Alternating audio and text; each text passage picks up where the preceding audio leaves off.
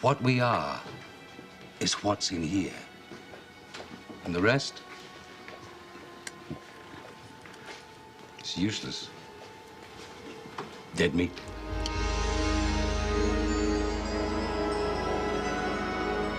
River of Souls was directly a response to how popular the Soul Hunter characters were, going all the way back to season 1. I always was fascinated by that dynamic and wanted to use them again somewhere.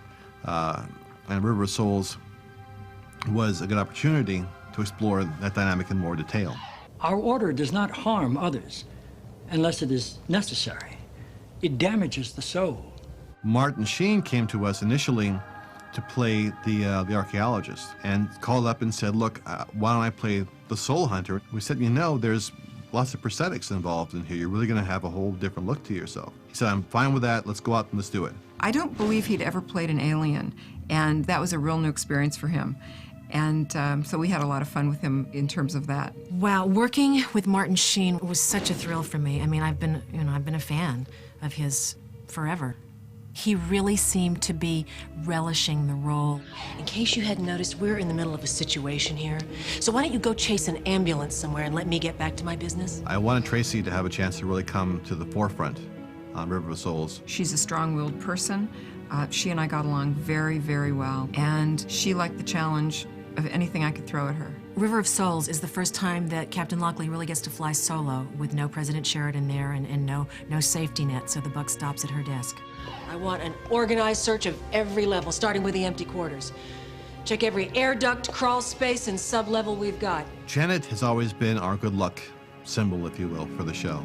When we brought on Bruce for the first time, she was the director working on that episode. When Tracy arrived in her first episode, it was Janet doing the work for it again. And what that gave me was having a strong female who's prospering in a male line of work, helping to establish me as a strong female commanding a space station. I like to bring probably more emotion out in characters. I don't like characters to be stiff. I find that sometimes there's just something I can get, especially out of male characters, a little bit more emotion, a little different kind of an edge that I think reveals more about them. My costume, not my uniform, but my other costume, I lovingly call that the holoho. Fans tend to ask about it. Having Tracy in the holo brothel was really a great opportunity to show off a whole other side of the captain, and I think that it was just a fabulously brilliant idea. It just made the storyline work so well. I think because of the way Captain Lockley reacted to the use of her image as a holoho, I think that made everything okay. Because you saw that, you know, she was serious and, you know, serious enough to throw a grenade into the place. So I think she pretty much made her point. Were these people ever consulted? Would they have chosen to stay locked up like that forever? The alternative is death. Or heaven?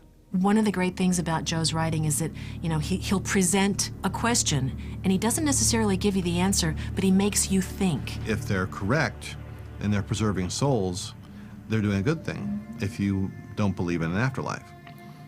If you do believe in an afterlife, that you should be free, and they're capturing souls that should be allowed to go off and frolic amongst their own kind, that's a terrible thing. Whether they're good or bad depends entirely on your religious point of view. The whole concept of a soul hunter and a soul globe and souls captured after death is a real provocative idea. Let me die. I think it created something very powerful. It was a very, very interesting thing to work on because of that.